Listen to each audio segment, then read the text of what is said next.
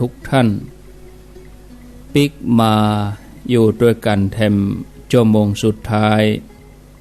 ขณะนี้เวลา16 นาฬิกาแถม6 นาที4 โมงกับ6 นาทีท่านผู้ฟังกำลังรับฟังรายการสาระธรรมยามแลงดำเนินรายการโดย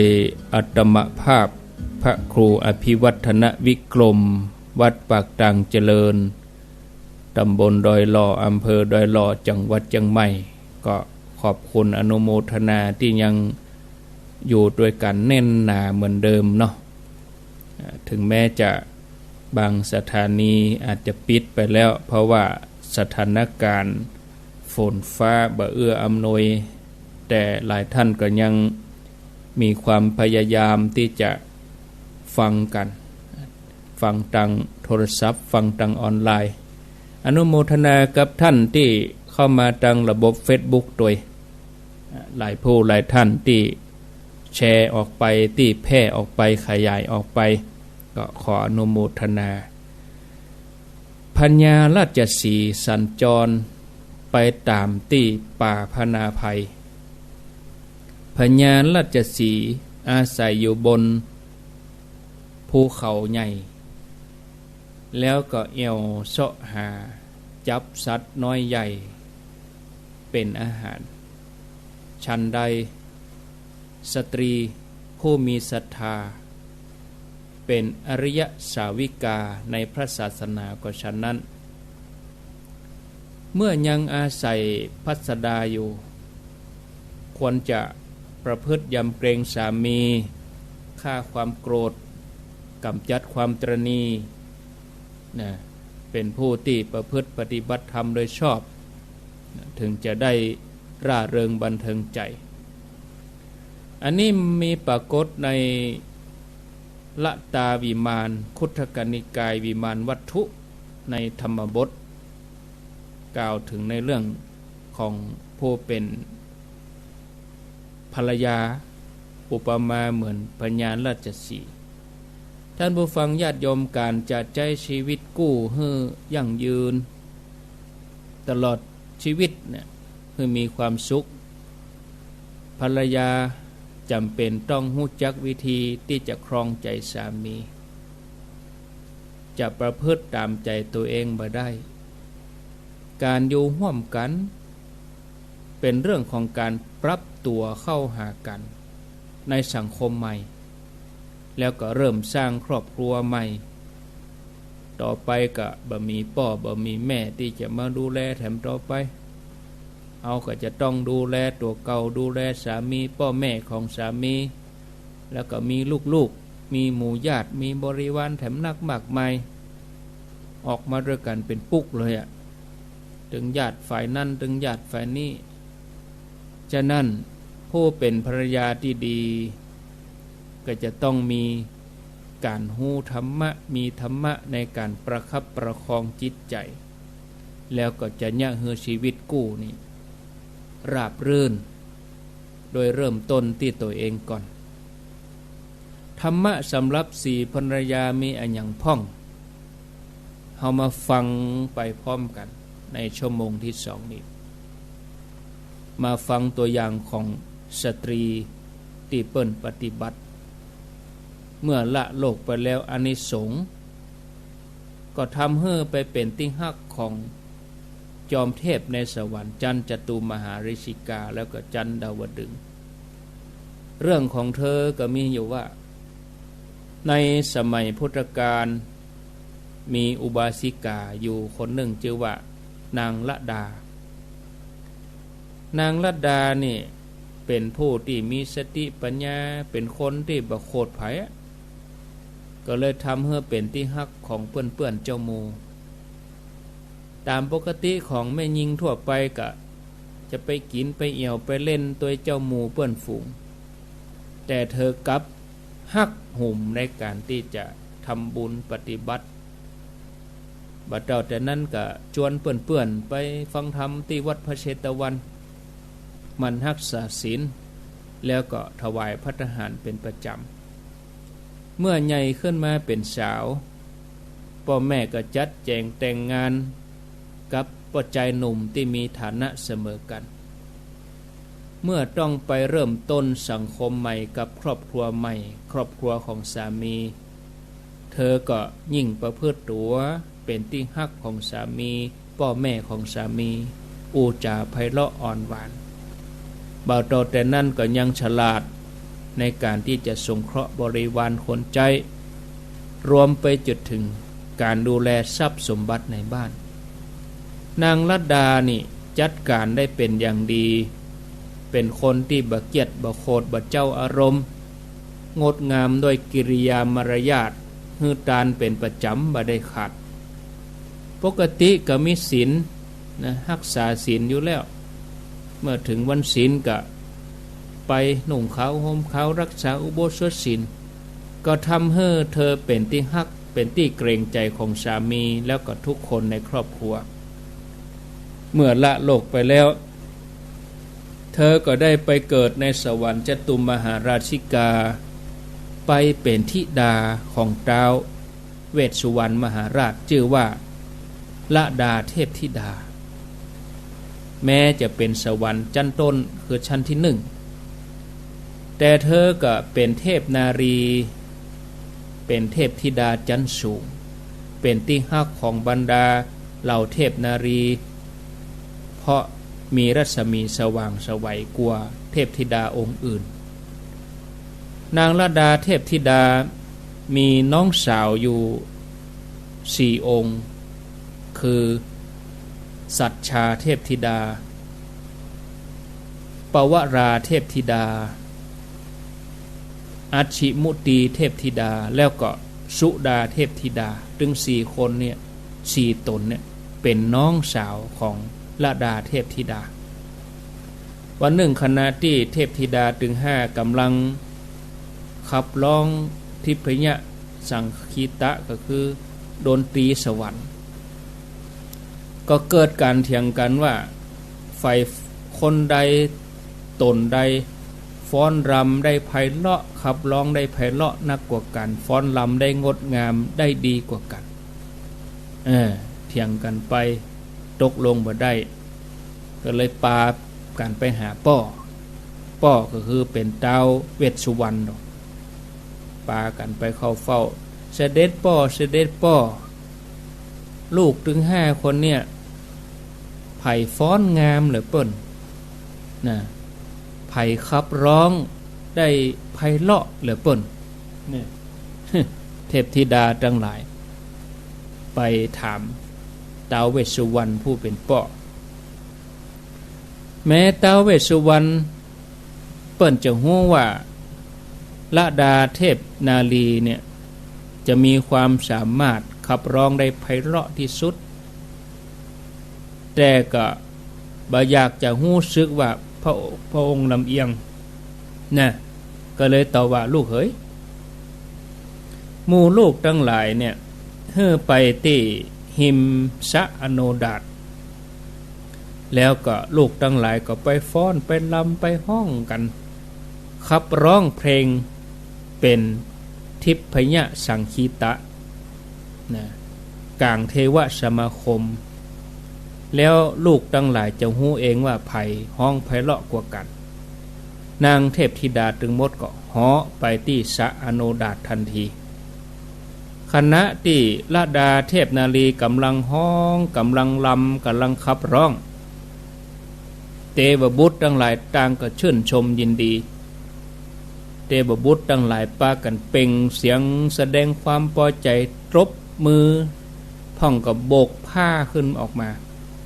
เกิดโกลาหลกันเหมือนป่าหิมพานต์เกิดการวันไหวต่างกับเทพธิดาถึง4ตีร้องลำผ่านไปเราเทวบุตรทั้งหลายต่างก็บ่ได้แสดงอาการอะไรนั่งนิ่งนิ่มผิว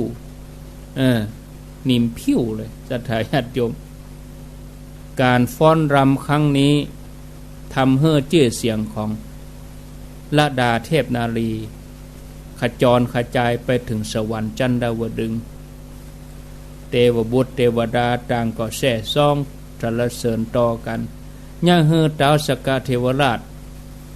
โปรดเฮอนำเทพธิดาถึง5มาปบ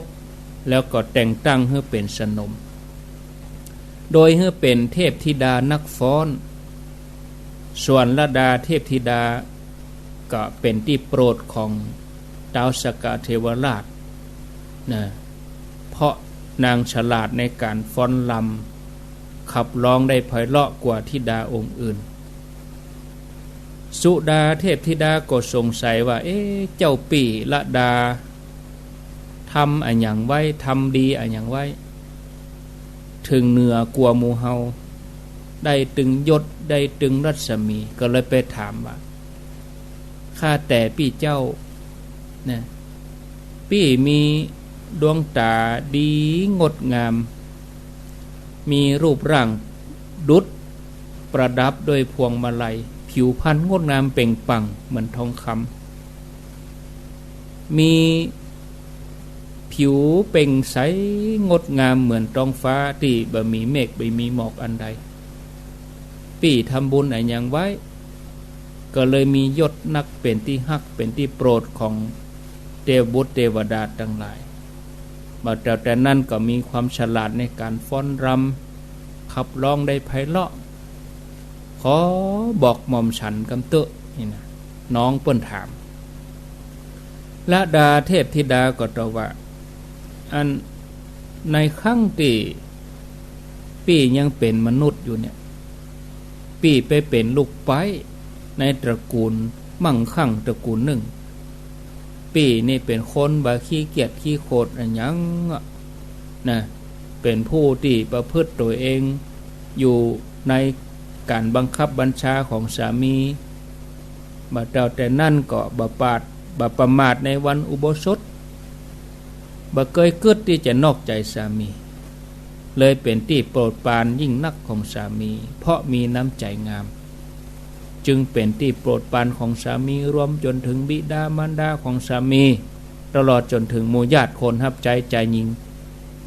ปี่ก็เลยมีบริวารมียศเพราะกรรมอันดีก็เลยเป็นผู้ที่พิเศษกว่านางฟ้าเหล่าอื่นถึงพร้อมด้วย4สถานคืออายุวรรณะสุขภละได้เสวยความสุขชื่นชมยินดีอย่างนี้สุดาเทพธิดาฟังอย่างอันแล้วก็ไปอู้กับปี่สาวถึง3ว่าข้าแด่เจ้าปี่ถึง3ปี่เฮาเนี่ยละดานี่นะได้อู้กรรมอย่างอีออกมาเป็นแบบอย่างที่ดีอันเยี่ยมสำหรับเฮาเนอะเป็นแบบอย่างสำหรับนารีทั้งหลายพึงปฏิบัติต่อสามีเหมือนพญาราชสีห์ตัวสัญจรไปตามราวไพรป่าเชิงเขาอาศัยอยู่บนบรรพตเขาหลวงเที่ยวตะคุบจับสัตว์น้อยใหญ่ทุกชนิดกัดกินเป็นอาหารได้ฉันใดสตรีที่มีศรัทธาเป็นอริยสาวิกาในพระศาสนานี้ก็ฉะนั้นก็ยังอาศัยพัสดาอยู่ควรประพฤติยำเกรงสามีฆ่าความโกรธกำจัดความตรณีเขาผู้ซึ่งปฏิบัติธรรมโดยชอบจึงร่าเริงบันเทิงใจอยู่ในสวรรค์ท่านผู้ฟังญาติโยมจากเรื่องราวที่เล่าให้ท่านผู้ฟังทั้งหลายได้ฟังเนี่ยเขาจะหันว่าการเป็นภรรยาที่ดีนั้นบัดใจเพียงส่งผลดีเฉพาะปัจจุบันจัดนี้ต่ออันแต่มีผลไปถึงปรโลกโดยนะเพราะการกระทำของเฮาในปัจจุบันล้วนมีผลต่อตัวเฮาในอนาคตสิ่งที่เฮาทำนี่นะญาติโยมบ่ได้สูญหายไปไหนทุกสิ่งทุกอย่างในโลกนี้โลกหน้าต่างมีเหตุมีผลเสมอกันเมื่อเฮาประกอบเหตุที่ดีในจัดนี้ย่อมส่งผลดีในภพชาติต่อไปฉะนั้นสำหรับท่านทั้งหลายอันเป็นฆราวาสญาติโยม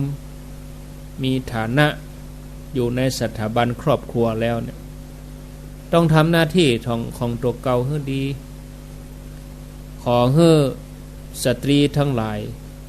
เป็นสีภรรยาตั้งแต่จัดการงานบ้านเรียบร้อยบ่ดีให้ขาดตกบกพร่องสงเคราะห์คนรอบข้างเคียงข้างสามีให้ดีรักษาทรัพย์ที่สามีหามาได้อย่าเกียจคร้านการทำงานอย่านอกใจทำหน้าที่จักจวนสามีและทุกคนมาประพฤติปฏิบัติตั้งอยู่ในทานศีลภาวนาเป็นสัมมาทิฏฐิสัมมาปฏิบัติจะได้เป็นผู้ที่ถือว่าเกิดมาเพื่อจะสร้างความดีสร้างบารมี การใช้ชีวิตในครอบครัวเนี่ยเป็นเรื่องที่ละเอียดอ่อนที่สุดทุกคนย่อมปรารถนาที่จะได้กู้ครองที่ดีมีคุณธรรมหากว่าเป็นแม่หญิงก็ย่อมปรารถนาที่จะได้สามีที่ดีเป็นผู้นำครอบครัวที่มีความเข้มแข็งเป็นพ่อของลูกที่ดีฝ่ายพ่อใจก็สำคัญมากมายจะได้สีภรรยามาเป็นแม่สีเรือนเป็นแม่แบบที่ดีของลูกอันนี้คือความปรารถนาของเจ้าโลกทั้งหลายที่ยังใจชีวิตครองเรือนเป็นฆราวาสก็จะต้องทำครอบครัวให้เป็นครอบครัวอบอุ่นเป็นครอบครัวที่ตัวอย่างนะฉะนั้นต้องศึกษาหน้าที่ของสามีภรรยาที่ดีเป็นอย่างใดสีภรรยานั่นเป็นผู้ที่มีความสำคัญอย่างยิ่งเพราะเป็นผู้ที่ให้กำเนิดลูกบุตรธิดาคอยเลี้ยงดูใกล้ชิดให้ดื่มน้ำนมได้กอดได้อุ้มตั้งแต่ลูกได้ลืมตาพอโลกสตรีภรรยาก็คือแม่เนี่ยก็เลยเป็นบุคคลที่สำคัญมีความสำคัญต่อลูกฉะนั้นภรรยาที่ดีก็เลยเป็นต้นแบบที่ดีของลูกและครอบครัวภรรยาที่ดีนั่น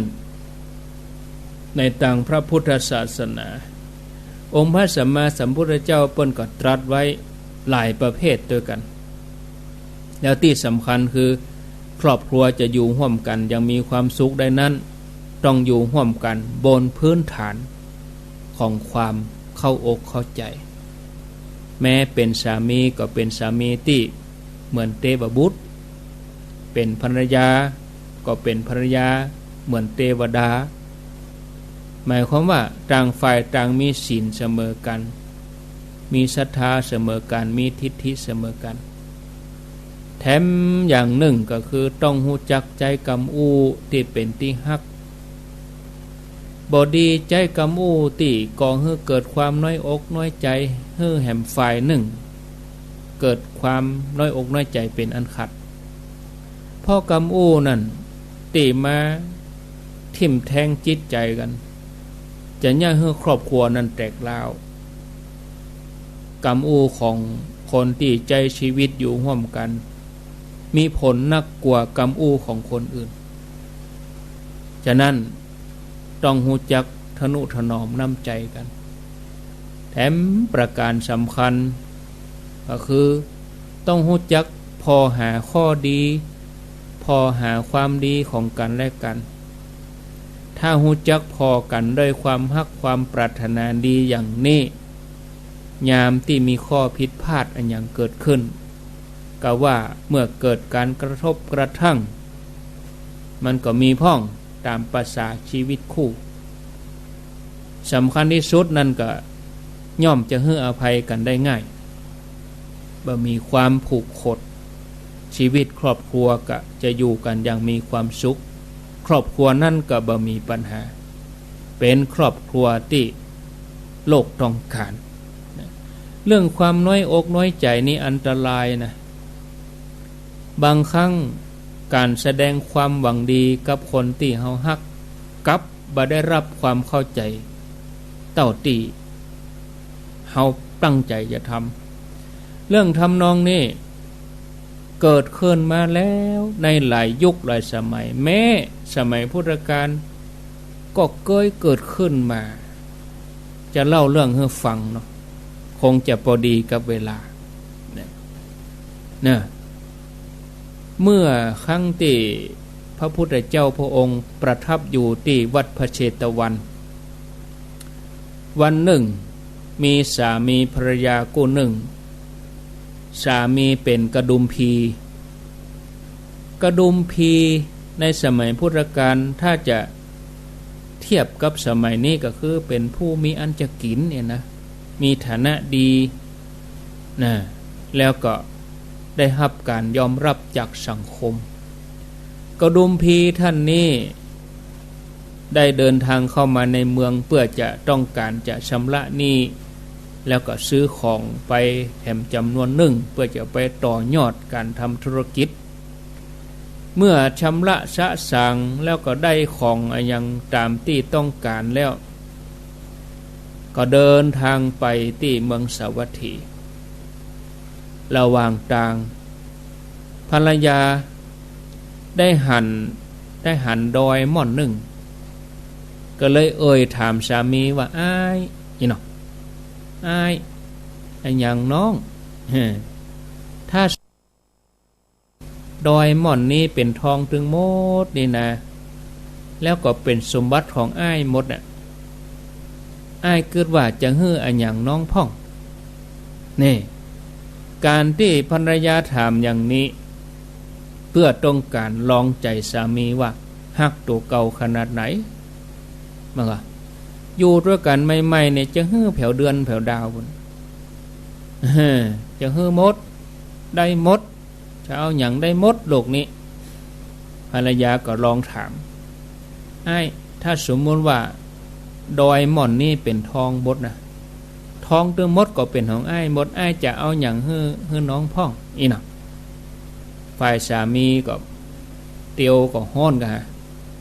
อากาศฮ้อนด้วยอยากกินข้าวด้วยบักกึดแหละเนาะฝ่ายสามีบัดดันได้กึดบวกกับความฮ้อนจากการเดินทางไกลตอบไปด้วยความไตร่ตรองบ่ได้พิจารณาอย่างเสียอย่างก็บอกไปว่าโอ้ถ้าดอยนี่นะเป็นทองนะอย่างที่เธอว่าแต่นะฉันจะเอาไว้คนเดียวเหรอจะไปฮื้อไผอย่างแฮมมันก็เป็นของเขาอ่ะก็เป็นของฉันนะฉันจะเอาไปฮื้อไผอะไรมาของฉันนะว่าอีภรรยาก็เกิดความน้อยเนื้อต่ำใจเกิดว่าสามีบังฮักตัวเก่าโอ้ยังไม่ใจจืดใจดำแต่หรอใจดำเหมือนมินหม้อนะกำเฮาเหมือนเฮาใจภรรยาน้ำตาตกในเกิดความน้อยใจแต่ก็บ่อู้หยังนะญาติโยมดังนั้นต้องระวังคำที่ออกจากปากโดยที่บ่ได้พิจารณาให้ดีมันจะมีผลกระทบกับใจของคนที่เฮาฮักหากเป็นคำที่ดีก็หวานหอมเหมือนดอกมะลิเนาะยังจิตใจเฮือเบิกบานหากเป็นคำที่ทำลายจิตใจก็เหมือนใบมีดที่กรีดลงไปในดวงชัยคำนี่คมกว่าหอกดาบนะจะจาอย่างก็ระมัดระวังเนอะโดยเฉพาะอยู่กันในครอบครัวสามีดีก็ได้กินข้าวล้ำบ่ดีก็ได้กินอ่ะดีบ่ดีก็ได้เสาะกินคนเดียวเนาะสามีภรรยาคู่นี้ก็เดินทางไปต่อเดินทางไปก็ใกล้ถึงวัดแล้วนี่ใกล้ถึงวัดพระเชตวันเนื่องจากเดินทางมาเหน็ดเหนื่อยก็ขยากกินน้ำประกอบกับตึงสองก็เข้าไปในวิหารเพื่อจะไปเสาะหาน้ำดื่มขณะนั้นพระพุทธเจ้าเพิ่งก็ตรวจดูสัตว์โลกหันสองสามีภรรยานี่เข้าข่ายพยานพอดีจะได้เป็นโสดาบันลูกสองสามีภรรยาคู่นี้พระองค์ก็เป่งฉับพรรณรังสีประทับนั่งรออยู่ที่คันธกุฏีหลังจากสองสามีภรรยาได้ดื่มน้ำจนกระหายหมดแล้วถึงสองก็พ่อหันแสงอันยังปุ่งออกมาฮะน่ะ เตียวเข้าไปใกล้ๆโอ้พระพุทธเจ้านั่งอยู่หั่นถึงสองก็ไหวเนาะพระองค์ก็ถามว่าท่านถึงสองไปไหนกันมาสามีภรรยาก็ตอบว่าข้าแด่พระองค์ข้าพระองค์ถึงสองเดินทางเข้าไปในหมู่บ้านเพื่อจะไปจับจ่ายซื้อขายสินค้าชำระหนี้เก่าแล้วก็ซื้อครัวจะไปเอาลงทุนทำธุรกิจต่อพระเจ้าข้าโอ้กำง่ายๆนะแบบบ้านเฮาเข้าใจถ้าเป็นภาษาธรรมบทนี่เปิ้น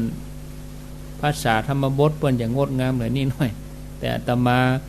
เฮญาติโยมเขาเข้าใจง่ายๆนะ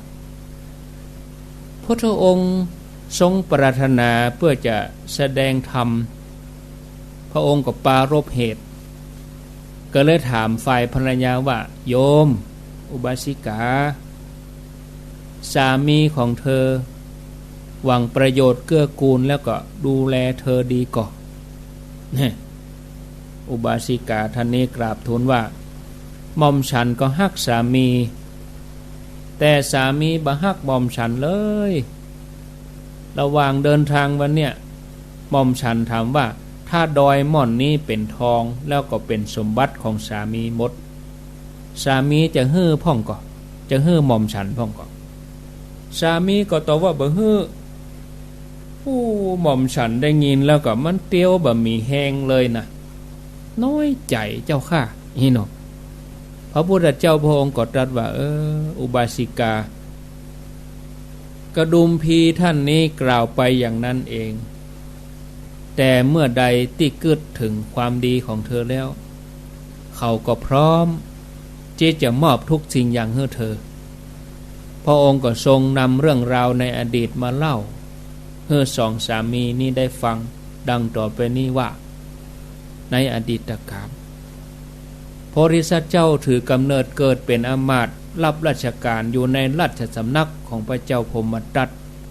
ครองราชอยู่ที่กรุงปาราณสีพญาเจ้าเมืองพระองค์นี้เป็นผู้ที่มีความระแวงที่สุดวันหนึ่งพระองค์หันพระโอรสเสด็จมาเข้าเฝ้าก็เกิดความระแวงเกิดว่าลูกตัวเก่าจะกึดขบฏกึดทรยศจะตัดไฟเสียแต่ต้นลมก็เลยสั่งแก่มบังคับพระโอรสว่าลูกฮักตอนนี้พ่อยังมีชีวิตอยู่ลูกไปอยู่เมืองอื่นก่อนเนาะถ้าพ่อตายเมื่อใดลูกก็มาครองราชย์พระโอรสแล้วก็พระชายาก็ได้ออกจากวังเข้าป่าหาเลี้ยงชีวิตด้วยผลหมากหลักไม้หลังจากที่พระบิดาสวรรคตพระโอรสก็เข้ามาครองราชย์ระหว่างเดินทางปิกตึงสองหันดอยหันภูเขาพระชายาถามว่าหากภูเขานี้เป็นทองคำเสด็จพี่จะประทานให้หม่อมฉันพ่องก่อพอรถเล่นบ่ได้จริงจังอะหยังก็บอกว่าถ้าเป็นทองคำแต่ก็จะบ่ให้ไผเสียคนพระชายาได้ฟังอย่างอันก็น้อยใจเกิดว่าเฮาฮักสวามีแต่ทำไมพระองค์บังฮักเฮาอุตส่าห์ลำบากด้วยกันแต่พระองค์ยังอย่างอี้หัวใจของพระองค์ทำด้วยอะหยังอย่างมาดำอย่างมากระด้างอย่างอี้จนกระทั่งมาถึงในเมืองได้ครองราชย์แล้วพระราชาประทานตำแหน่งมเหสีฮื้อแต่ก็บ่ได้ยกย่องอะหยังแม้แต่ความเป็นอยู่ของมเหสีก็บ่ได้สนใจเพราะที่สัตว์หันเหตุการณ์อย่างนั้นเกิดว่ามหาเทวีมีอุปการะต่อพระชายราชาเฮาต้องหาวิธีให้พระองค์ได้นึกถึงกุลของเทวีโพธิสัตว์เจ้าก็หากุศโลบายวันหนึ่งคณะที่ตึงสองอยู่พร้อมหน้ากันโพธิสัตว์ได้ถามขึ้นว่าพระแม่เจ้าอยู่ดีสบายอยู่ก่อทั้งที่อยู่ต่อหน้าพระราชาพระเทวีก็เล่าด้วยความน้อยใจในเรื่องทั้งหมดที่เกิดขึ้นโพธิสัตว์เจ้าปรารถนาจะช่วยพระเทวีแล้วก็เตือนสติพญาเจ้าเมืองบอกว่าข้าแด่มหาราชพระเทวีนี่ทรงลำบากกับพระองค์มายาวนานมีทุกข์ห่วมทุกข์ บ่เคยทอดทิ้งพระเทวีเป็นสีภรรยาที่หาได้ยากพระองค์ควรจะกึศถึงความดีของพระเทวีพ่องธรรมดาของบัณฑิตแม้เคยบกพร่องผิดพลาดหากได้รับกรรมตักเตือนจีแนะก็ย่อมจะกึศได้พญาเจ้าเมืองก็อย่างเดียวกันทันทีบอกกองได้ยินอย่างอีกก็บาลีรอแต่งตั้งพระเทวีให้มียศสูงขึ้นแล้วก็อู้ถึงคุณงามความดีของพระเทวีให้คนทั้งหลายทำให้ชีวิตกู้อยู่อย่างมีความสุขพระพุทธเจ้าตรัสเล่าจบพระองค์ประชุมชาดกพระราชาตอนนั้นคือกระดุมพีท่านนี้ส่วนพระเทวีก็คือตัวอุบาสิกาอันเป็นภรรยาของกระดุมพีเมื่อสองสามีภรรยาฟังจบแล้วก็สำเร็จเป็นโสดาบันท่านผู้ฟังญาติโยมฉะนั้นท่านทั้งหลายชีวิตกันอยู่ร่วมกันจะต้องรู้จักทนุถนอมน้ำใจกันนะเพื่อเป็นความปรารถนาดีต่อกันบ่ทอดทิ้งกันในยามทุกข์ยากลำบากมีทุกข์ร่วมทุกข์มีภัยร่วมต้านประคับประคองกันไว้ให้ดีโดยเฉพาะเรื่องการใจกำอู้ให้ระมัดระวังบ่ได้อู้อะหยังที่จะยะฮื้อแห่มฝ่ายเกิดความรู้สึกน้อยเนื้อต่ำใจแม้บางครั้งจะเป็นความจริงแต่บ่เกิดประโยชน์ก็บ่ดีอู้ฮื้อพอกะละเทศะแถมตัวยโดยยึดลักกำอู้ว่าสุภาษิตาจยาวาจาเอตัมมังครมุตตมังพระสัมมาสัมพุทธเจ้าพระองค์เมื่อพระองค์ได้ทำอย่างนี้พระองค์ก็ใจชีวิตเป็นโพธิสัตว์เจ้าปั่มเป่งปรมีมาทุกภพทุกชาติเปิ้นก็เลยมีลักมาจีแนะบอกกล่าวศรัทธาญาติโยมท่านทั้งหลายมันพวกเขาก็ก้อยมาว่าต่อเนาะญาติโยมเนาะเร็วพอเวลาตอนนี้4:38เขาก็ตีเป็น40เหียแห่ม2นาทีอีนะจะเป็น4:40ก็ห่างเวลาไว้สัก20นาทีเพื่อให้ญาติโยมเขาทั้งหลายได้โทรศัพท์เข้ามาอุจาสนทนาไปจะอุจจาจะสนทนาแจ้งผลการรับฟังก็ขอเจริญปอนโทรเข้ามาเนาะ0998366322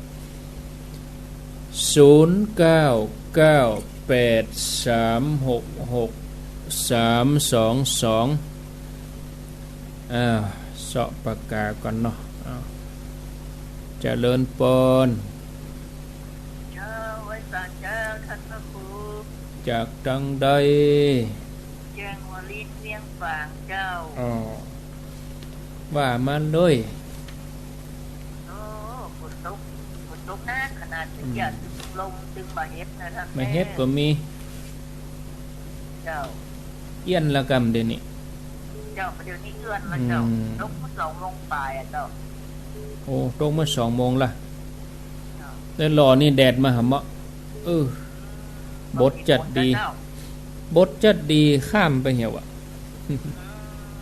โดดข้ามไปโมทนา0998366322จะเลินปอนไม่ทราบเจ้าโทรจากดังใดอินแม่แตงเจ้าอินทขินแม่แตงเนาะเดี๋ยวนี้กำลังลมกำลังวินกำลังตั้งเขาฝนกำลังตั้งเขาเนาะเจ้าฟัง104เนาะเจ้า104ไฟหินก็เดี๋ยวหมู่ในเวียงเพื่อนจะโทรบอกตกกำตกในเวียงนี่หัวนะเจ้ามืดมาจะดีกำลังตั้งเขาไม่แต่งกำลังตั้งเขามืดมาจะดีข้ามไปเหี่ยวที่โดยรอเนี่ยอยู่ดีมีสุขอยู่ดีมีสุขเนอะ0998366322 เจริญปนเจ้าไว้สาเจ้าจากตังใดจากเวียงป่าเป้าเจ้าแม่กันธนีเจ้าฝนตกเย็นละก็เจ้าละเจ้าเมื่อผมสัก3 โมงปลายนี่เสียงหายไปเป็นกรรมเจ้ามันมีฝนตกเจ้ามาเดือนนี้ก็บดมืดอยู่กะเดี๋ยวนี้ก่อนดีของละเจ้าบาตกแล้วเจ้ามันก็ปีกมันแล้วเจ้ามันก็ปีกไปแล้วของละจุ่มเย็นดีกับนี่เจ้าสาบดินนี่มันเปิงดิสาบกินดินเนาะเจริญปนติดแล้วเนอโทษจากที่ไหนโทษจากตังใดวันนี้คนเข้ามา Facebook หนักขอบคุณเนอะยังยืนยัดกันอยู่70 กว่าคนเจริญปนไอ้สาเจ้าจากตังใดบ้านแม่อายเจ้าแม่อายแม่มาลิวันที่พ่องานเจ้ามาลิวันเป็นจะได้พ่องฟังวันนี้ปุ่นมืดมาบดายเจ้าฟังวิทยุแต่ฟังเป็นตกขนาดเจ้าเพิ่นถามเรื่องฟังวันนี้เป็นได้ไปตอบเรื่องฝนบ่ไหน ฟังเป็นได้พ่องวันนี้ฝนตกกันนั่นม่วนกระตกม่วนเด็กคิดว่าฝนจะตกมีเนาะโมทนาเจริญปนจากตังใดล่องอ้อล่องอ้อโอ้ยล่องอ้อกำลังลงใหญ่เลยเดี๋ยวนี้นะกำลังจะตก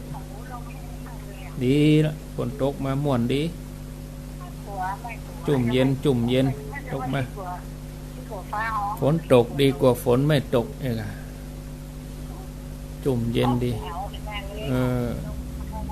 ม่วนเย็นดีปัดฝุ่นไปเนาะฝุ่นก็ควรปิดก็บึ้งไปหมดดีเหลือเปิ่นเอารถดับเพลิงมาฉีดกันโมทนา